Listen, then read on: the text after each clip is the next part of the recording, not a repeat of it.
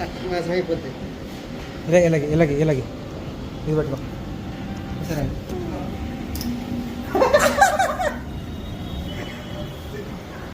టెన్కి లొకేషన్ దగ్గర అంటారా అంటే 10:30 అవుతుంది తప్ప ఒక్కడు కూడా లొకేషన్ దగ్గర రాలేదు. బ్యాగ్లు ఎక్కడ పెట్టేసి ఎక్కడికి వెళ్ళిపోయారు. ఎంతైనా కాలేజ్ డేసే వేరులే. ఎగ్జాక్ట్ గా 43 నిమిషాలు లేట్ గా వచ్చాడు. ఇంకా మన మేడం గారు అయితే 55 నిమిషాలు లేట్ గా వచ్చారు.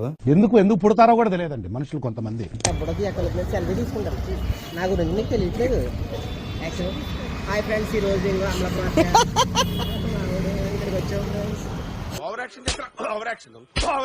కలిసిన ప్రతిసారి ఎందుకని ఫోటోలు తీసుకుంటారు అసలు అర్థం కాదు నాకు. అలా షూట్ కంప్లీట్ అయిందో లేదు ఎవరి ఫోన్లలో బిజీ అయిపోయారు మొత్తం. తాగడానికి కూలింగ్ వాటర్ అడిగి చేతులు కట్టుకుంటాడు.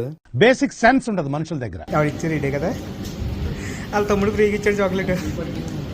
ఇక్కడ దామేసి వాటర్ అడిగి సగం వాటర్ బాటిల్ ఖాళీ చేస్తాం ముగ్గురు కలిపి. ఏం చేద్దామంటావు మరి? నాశనం అయిపోద్ది. ఇలాగే ఇలాగే ఇలాగే